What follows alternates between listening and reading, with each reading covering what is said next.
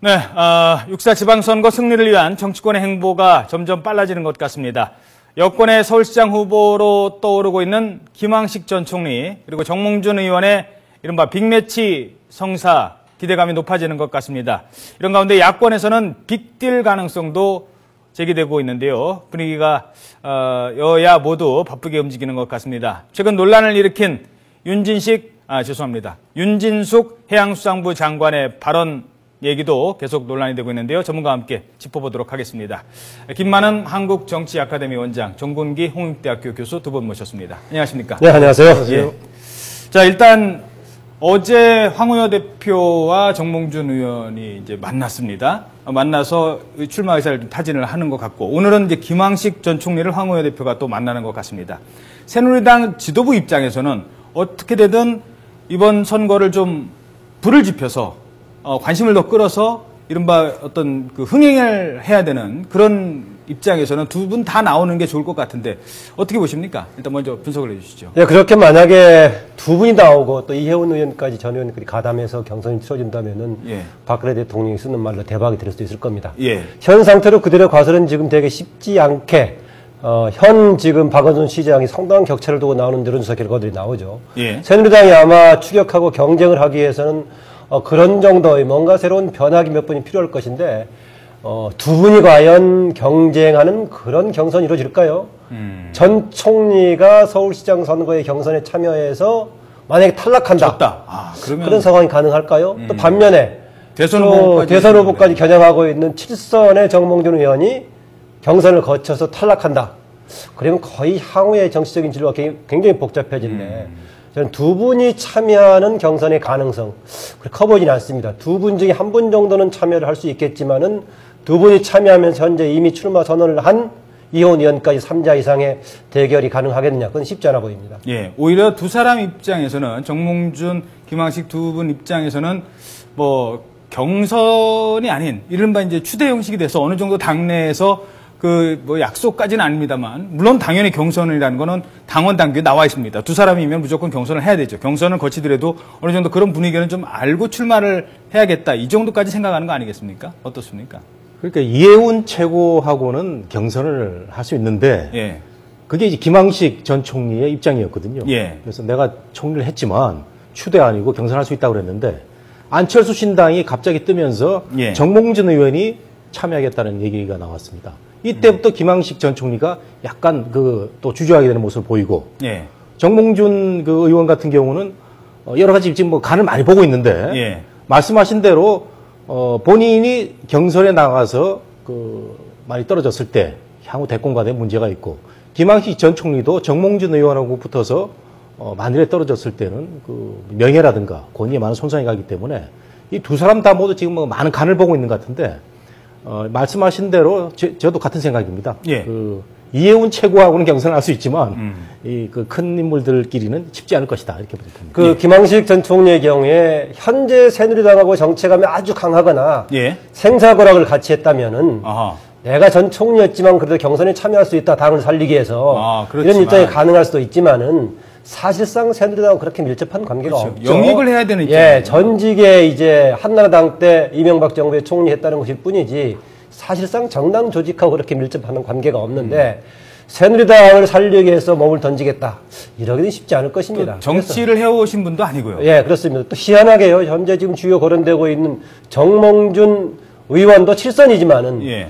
최근에 재선 동안은 지금 서울에서 새누리당, 한나라당 소속을 했죠. 그런데 그 이전은 무소속을 했습니다. 그렇죠. 그래서 특이하게 수도권, 특히 서울에서 지금 후보로 거론되고 있는 현역 시장을 포함해서 어느 당 소속이긴 하지만은 그 당 소속의 정체감이 강하지는 않습니다. 아하. 박원순 시장도 사실 그렇죠. 민주당 소속이지만 그렇고요. 그건 된 다음에 나중에 입당. 예, 그래서 조금 경쟁자들이 보면은 당을 위해서 헌신적으로 몸을 바치는 그런 성격의 분들은 아니다, 그렇게 봐집니다. 그런 특징도 있네요. 예. 예, 알겠습니다.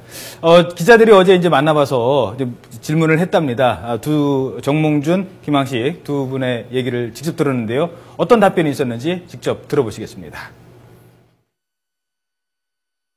서울 시민들을 위해서 할 일이 있고 또 우리 당을 위해서 할 일이 있다, 이렇게 판단을 하면 제가 하겠습니다. 제가 이런 결정을 하는데 무슨 제도적인 그런 어려움은 하나도 없는 것이라고 저는 생각을 합니다. 이달 안에 출마 여부는 결정하실 계획이신가요? 너무 늦으면 안 되겠다 생각하고 있습니다. 네. 만날 거고 만나면은 이제 이야기가 그럼 출마 가능성. 아니 그런 이야기는 하지 말고. 네. 그러면 만나는 거 혹시 언론에 공개는 하실 거예요? 그거 궁금한데. 아니 세상에 비밀이 없는데 만나면은 다 알려지겠고 또 필요에 따라서는 밖으로 알릴 거예요. 필요에 따라서는 밖으로 알리겠다. 자, 지금 뭐 두 사람 얘기 들어봤는데요. 정몽준 의원의 발음을 들어보면 좀 출마 결심을 좀 굳힌 것 같다. 이런 얘기도 나오고 있습니다. 그런데 어제 황우여 대표가 정몽준 의원을 만났을 때 정몽준 의원은 또 이런 답변을 했답니다. 아니 그 황 대표도 인천시장 나가라는 얘기 있던데 어떻게 하실 겁니까? 그 부분에 대한 두 분의 신경전이 있었는데 저희들이 그래픽으로 준비했습니다. 함께 보시죠. 자, 어제 황우여 대표가 두 분이 이제 단독으로 만나서 서울시장 나갈 생각이십니까? 라고 질문을 했더니 정몽준 의원이 이렇게 답변을 했습니다. 황 대표는 인천시장 안 나가십니까? 네, 답변을 이렇게 했답니다. 그러니까 황우여 대표가 뭐 농담입니다. 농담이겠습니다만 그렇게 얘기를 하면 결례가 아니느냐, 결례가 아니느냐 뭐 이런 얘기를 했다고 합니다. 물론 이제 화가 나서 한 소리는 아니고 서로 이제 가벼운 농담이었는데 그러니까 정몽준이 내 이름 들먹이는 사람은 나와 상의한 다음에 하라고 말해 주십시오. 최근에 그 심재철 최고위원이 정몽준 의원 또는 뭐 다른 분 그 이전에 정문종 사무총장 얘기를 했는데 상의가 없었거든요. 그러니까 이게 나오라고 하려면 나한테 상의를 해서 내가 어느 정도 오케이를 하면 그때 가서 옆에서 바람을 떼든 군부를 떼든 해야지. 이렇게 나오면 나는 이건 압박밖에 더 되느냐 이렇게 이제 발언을 한 것 같습니다. 자, 어떻게 저 얘기가요. 예. 어제 나온 얘기가 아닙니다. 저게 한 달 전에 나온 얘기인데요. 예. 그게 이제 어제 노출됐을 뿐이고 예. 한 달 전에 그 황우여 대표가 정몽준 의원한테 나갔으면 좋겠다 얘기했는데 그때 정몽준 의원이 발끈해가지고 예. 당신 인천시장 나가느냐 이렇게 얘기를 했거든요. 예. 그러면서 예의가 아니라고 한 달 전에 벌써 여의도 정가에서는 이미 한 달 전에 발언 내용이군요. 그렇습니다. 그게 어제 다시 한번 정몽준 의원이 기자들한테 그 공개적으로 밝힌 이런 내용입니다. 예. 따라서 정몽준 의원은 지금 굉장히 재고 있죠. 왜냐하면은 나갈 의향이 있는데 예. 청와대나 새누리 쪽에서 김항식한테 의중의 비중을 주지 마라. 예. 우리가 깨끗하게 하면 내가 한번 나갈 의향이 있는데 예. 자꾸 무슨 청와대에서 김항식한테 힘을 실어주는 것처럼 안 된다고 압박을 하는 상황이고 예. 또 정몽준 외부에서는 계속 여론조사를 돌리면서 지지율에서 승부가 난다고 생각되면은 지금 나오려고 하고 있는데 보름달 보면서 생각하겠다는 거 아닙니까? 보름달 보면서 생각하겠다. 정몽준 의원은 다 간을 보고 있는 거죠. 네. 정몽준 의원 상당히 의지는 강한 것 같습니다. 예. 얘기하시기에 당과 또 서울 시민의 요구에 따라서 움직이겠다. 예. 너무 늦으면 안 된다. 또 본인 관련된 뭐 백지 신탁 관련 문제도 이미 법적으로 얘기. 정리가 돼 있는 상황이어서 예. 당에서 조금 적극적인 의사만 나오면 가능성이 있다라고 봐지고요. 황우여 대표 계속 반복적으로 그런 얘기 하고 있죠. 본인은 나가지 않을 것이다. 이미 끝난 얘기다. 그러면서 최근 당에서 특정 지역의 후보들과 관련해서 누구는 되고 누구는 안 된다 식 얘기는 안 된다. 특히 지도부의 입장에서는 어느 쪽에 힘을 실어주고 그것보다는 객관적이고 공정한 경선 관리하는 게 필요하다라는 얘기했습니다. 그러면서 본인에 대해서는 국회의원들 그 지역구 구민이 뽑아졌으면 거기에 뼈를 묻는 자세로 가야 된다. 예. 그러면 나머지 차출론 나오는 사람은 어떻게 할 것이냐. 예컨대 정몽준 의원이 나온다. 예. 역시 동작에서 뽑아줬는데 어떻게 할 것인가. 예. 여러 가지가 있는데 본인에 한해서는 그렇게 본인은 출마하지 않겠다. 뼈를 묻는 자세로 가야 된다. 만약에 나갈 경우에는 지역 구민들도 동의하는 수준이 돼야 된다. 뭐 이런 얘기 하고 있는 것 같습니다. 반면에 이제 김항식 전 총리 같은 경우도 지금 미국의 뭐 정몽준 의원 백지 신탁 문제가 이제 아직 이제 그 정몽준 의원 측 판단입니다. 그건 안 해도 된다라는 거고요. 김항식 전 총리 같은 경우도 미국에 대학 교수로 가겠다고 하고 계약까지 다 한 상태인데 그것도 지금 잠깐 와 있는 거거든요. 시장 출마한다면 거기도 빨리 정리를 해야 되고 뭐 그런 행보도 좀 있어야 되고 무엇보다도 사람을 찾아야 되는 겁니다. 그러니까 정몽준 의원도 물론 당내 기반이 탄탄한 건 아닙니다만 김항식 총리 같은 경우는 더 없다고 봐야 되는 상황이기 때문에 출마를 한다면 내가 누굴 도와야 될지 최소한 서울 지역의 위원장 지금 뭐 일을 해주시는 분이 있다고 합니다만 몇 분 지원을 좀 받아야 되는데 그런 것까지는 좀 어느 정도 좀 얘기가 돼야 되지 않을까요? 그러니까 한 달 전에는 김항식 전 총리가 상황이 좋았습니다. 예. 내가 전 총리지만 경선하겠다 한 게 이제 이해운 최고하고의 상대를 염두에 두고 했는데 그리고 미국을 이제 대학 교수 간 게 아니고요. 무슨 그 행사하기 그렇죠. 위해서 임시직으로 뭐 몇 개를 가서 부름만 받으면 달려오는 식으로 이게 얘기가 됐었는데 갑자기 안철수 신당이 뜨면서 정몽준 의원의 생각이 달라진 겁니다. 3파전이면 내가 가능성이 있겠네 해가지고 블룸버그 시장 만나러 간 거거든요. 예. CEO 시장도 아마 해볼 만하다 해가지고 뛰어드니까 이번에는 김항식 전 총리가 묘해진 겁니다. 정몽준 의원이 뛰어들면은 내가 경선에서 떨어질 가능성이 있겠네 이러면서 청와대와 새누리로부터 계속 그 나를 좀 그 비중을 더 달라 하는 이런 그 기싸움을 하고 있는데 저는 두 사람이 이 재다가 결국은 한 사람이 탈락하는 과정이 있지 않을까 이렇게 생각이 됩니다. 장단점을 따진다면 어떤 게 있을까요? 그 두 사람만의 뭐 어떤 뭐 호불호를 떠나서 장단점, 그러니까 박원순을 상대하기에 어떤 장단점을 따진다면 어떤 게 있을까요? 우선 정몽준 의원의 경우에는 그동안에 대선 후보로도 나왔던 이런 경험이 있기 때문에 이제 그 장점이 있을 겁니다. 그러나 현재로서는 대개 여러 가지 여론조사들 1대1로 경쟁을 붙였을 때 승산이 없는 쪽이죠. 최근에 그러나 만약에 신당을 포함한 다자구도가 됐을 경우 좀 해볼 만한 이런 상황에 대해서 조금 전에 정교 지적했다시피 그런 배경이 되고 있고요. 그 다음에 김항식 전 총리는 총리로 상당히 좋은 평가를 받았죠.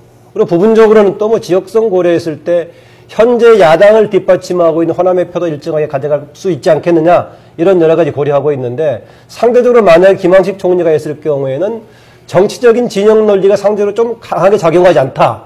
이런 좀 포용성이 좀 넓다는 점에 장점이 있을 수가 있겠습니다. 그런데 정당하고 별로 관련이 없는 외부 인사를 영입했을 경우에는 경선이 아니고 바로 영입하는 그런 케이스가 되든가 아니면 경선에 붙였을 경우에는 당에서 조직적으로 지원을 해주든가 둘 중에 하나가 돼야 되지 않겠습니까? 그런데 황 의원 대표 얘기처럼 당에서 특정인을 먼저 누구는 되고 누구는 안 된다는 차원에서 중립성을 넘어서 지원하는 것은 안 된다. 이런 입장인데요. 그 점에서는 어쨌든 간에 정몽준 의원, 김항식 전 총리 두 사람이 같이 경쟁하는 경선 구도가 되기는 좀 어려워 보입니다. 현재 영입하는 과정 속에 서로 이제 심적인 경쟁은 많이 붙을 수가 있겠지만 그리고 또 이 과정이 제가 보기에는 적어도 2월 중에는 끝나야만이 여러 가지 진로 또 당의 선거운동 등에서 맞지 않을까 봐 조만간 결정되리라고 봐집니다. 알겠습니다. 이 두 분이 그 경선에 나가든 아니면 서울시장 나가든 이 고민하는 것 중에 하나는 말씀하신 것처럼 그동안에는 박원순 시장과의 1대1 대결 구도에서는 좀 불리할 수 있었는데 1대1대 잘하면 1도 될 수 있다. 안철수 신당이 뛰어들면 1대1대1이 될 수도 있다라는 계산도 아마 깔려 있을 겁니다. 그래서 안철수 신당이 과연 야권연대에 대해서 어떤 생각을 할 것이냐, 이른바 빅딜이 이루어질 것이냐라는 얘기가 있었는데요. 일단 안철수 신당에서는 빅딜이 없다라고 지금 얘기를 하고 있습니다. 당분간은 선명성 경쟁을 할 것이다. 근데 이게 당분간이 붙어 있고요. 조금씩 설을 지난 이후에 바뀌고 있거든요. 그 흐름 어떻게 감지하고 계십니까? 어제 안철수 의원이 얘기를 했지 않습니까? 전북에 가서 선거를 위한 연대는 없다 이런 얘기를 했는데 왜 또 선거를 위한이라는 그 전제를 붙였는지 잘 모르겠어요. 그동안에 창당을 하게 된 여러 가지 새정치의 움직임을 얘기를 하다가 그 윤여준 의장하고 송호창 의원이 이거 뭐 상황에 따라서 야권 연대를 할 수도 있다는 이런 그 얘기들을 많이 해왔습니다. 이것을 다시 어제 얘기를 했는데 언론들 분석도 아주 그거 상이합니다. 원칙을 밝혔다는 사람도 있고 또는 애매모호한 발언을 했다는 이런 언론사도 있는데 제가 볼 때는 원칙적인 얘기를 하면서 마지막에 그 문을 열어두는 그런 그 얘기를 하고 있는데 새 정치를 했다면 마지막 문도 지금 그 얘기해서는 안 되는 거 아닙니까? 신당으로 가서 승부를 봐야죠. 지금 약간의 기류가 좀 강도가 조금 다르죠. 윤여준 의장 또 송호창 의원 등은 약간의 여지를 두고 좀 얘기하고 그렇습니다. 있죠. 윤여준 의장은 그런 딜레마가 있다라는 지적을 했고 송호창 의원도 상황하고 무관하게 오로지 내 길만 간다고 할 수 없는 거 아니냐. 이런 얘기를 하고 있어서 조금 여지를 남기고 있는데 반면에 안철수 의원 또 김성식 전 의원의 경우는 선거를 위한 연대는 없다. 달리 얘기하면 이게 선거를 위한 선거 후보 단일화는 하지 않겠다. 다른 정책적인 공조 같은 게 있더라도 이런 입장인데요. 지역에 따라서 저는 여전히 한두 개 지역의 경우에는 후보를 내지 않을 수도 있다라는 것입니다. 어떤 경우에 해당되냐면요.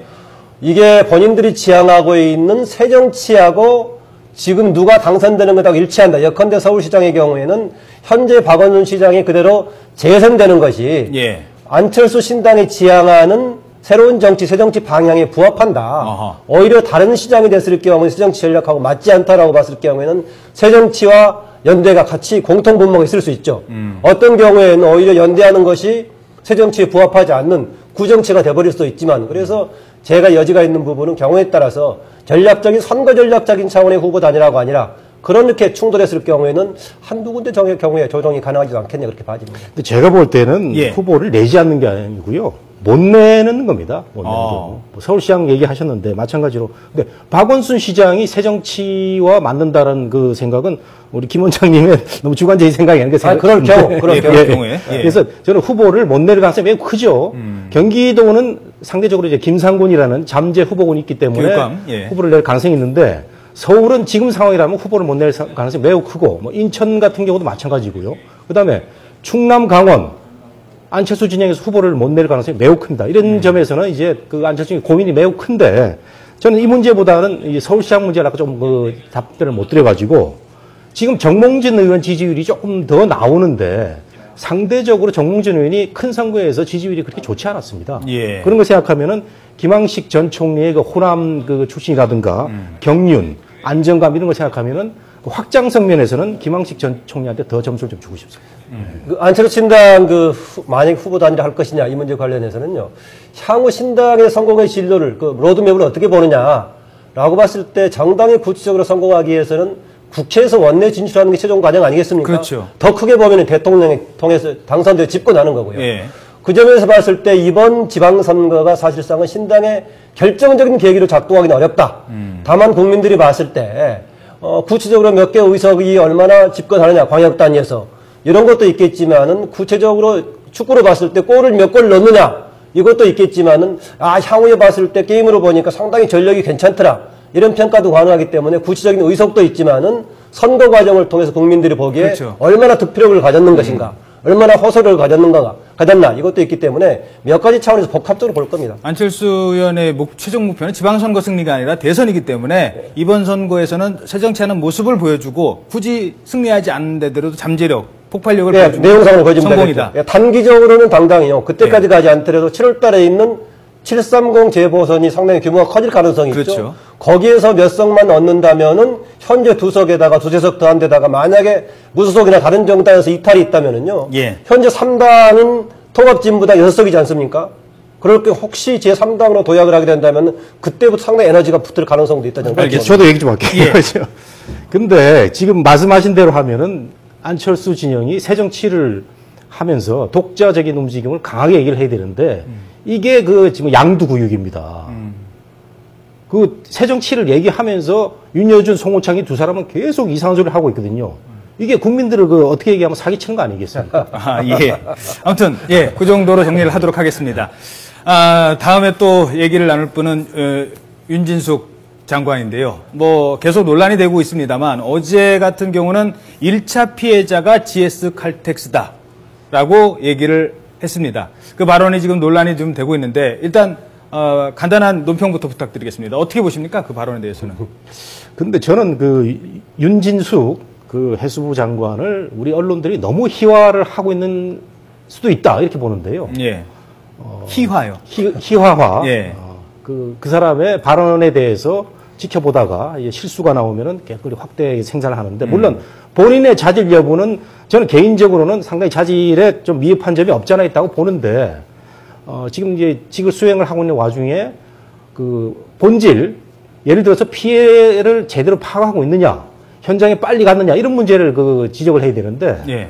발언이라든가 모습이라든가 무슨 옷차림이라든가 이런 걸로 계속 좀 본질을 벗어난 비판을 가고 있거든요. 그래서 저는 이런 것보다는 우리 언론이 좀 더 본질적으로 이번 사태에 대처를 잘 했느냐를 따져서 예. 못했다면 강력하게 비판을 해가지고 박근혜 대통령이 빨리 이 사람 불러나게 해야 됩니다. 근데 어제 국회의원들도 불러다가 얘기는 많이 했는데 예. 결정적으로 청와대나 대통령에 대해서 윤진숙 장관 잘라야 된다 이렇게 얘기하는 사람 없었거든요.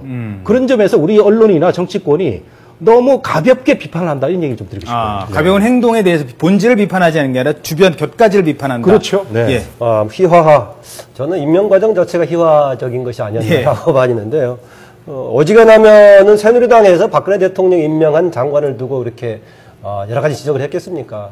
최근에 와다시피 좀 문제가 있음에도 불구하고 되게 호의해주는 쪽이 새누리당의 입장인데 그랬다고 봐지고요. 이번엔 적절하지 못한 표현이었다고 봐집니다. 내용에 대한 대처 문제도 있기 때문에 발언 같은 경우요. 지금 1차 피해자 GX 칼텍스 나오니까 그럼 사람 주먹으로 때렸을 때 1차 피해자는 주먹이냐? 이런 그런 얘기 얘기까지 나오죠. 나올 정도로 예. 되는데 조금 적절하지 못했다는 거 가지고요. 업무 수행에 대해서 뛰어난 능력을 발휘했지만은 만약에 몇 가지 발언이 그랬다면 지나갈 수 있겠지만은 그동안의 업무 수행 관련해서 여러 번 지적을 받았어요. 만약에 새로이 개편될 대상이 된다면 만약에 다시 한번 거론이 된다면은 지금 연호석 부총리와 더불어서 직접적인 대상이 아니겠나 그런 생각이 들긴 합니다. 예, 알겠습니다. 자, 마지막으로 한 가지만 짧게 더 질문 드리죠.